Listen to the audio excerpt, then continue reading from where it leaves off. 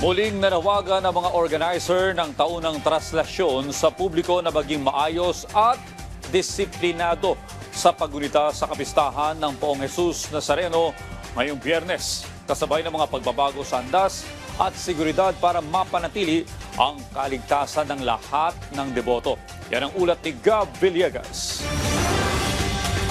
Muling nanawagan sa publiko ang mga organizer ng taunang traslasyon na maging maayos ang paggunita ng kapistahan ng Poong Jesus Nazareno sa darating na Biyernes. Ayon sa kanila, mananatili pa rin ang imahe sa andas nito na mayroong enclosure pero may mga pagbabago na ginawa para rito. Ayon sa technical advisor ng traslasyon ngayong taon na si Alex Sirasga, mas maiksing krus ang bibit-bitin ng puon para maiwasan ang paglambitin ng mga deboto sa imahen. Mula sa dating 3 gulong ay magiging 4 na ang gulong ng andas. Ito ay para mapaganda ang stability at pagmaniobra sa mga masisikip na kalsada sa gitna ng makapal na dami ng tao. Maglalagay rin ng perforate metal plate sa andas para magkaroon ng tamang ventilasyon sa imahen. 2 set ng lubid ang ikakabit sa andas na may habang 30 metro para maiwasan na maputol sa kasagsagan ng prosesyon. Magpapakalat rin ang mga organizer ng Hihos Police na tutulong na i-manage ang mga deboto sa pagdaan sa mga ruta ng prosesyon. Nagpaalala rin sila sa mga kaanak ng mga batang deboto na huwag na silang isama sa prosesyon at makiisa sa ibang paraan. May panawagan naman ang mga organizer sa mga deboto.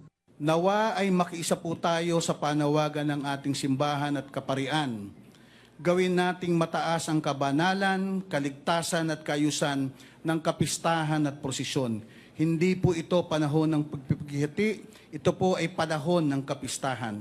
Sana lahat tayo ay sa puso at isaisip natin ang mga salitang ating itaas sa Jesus.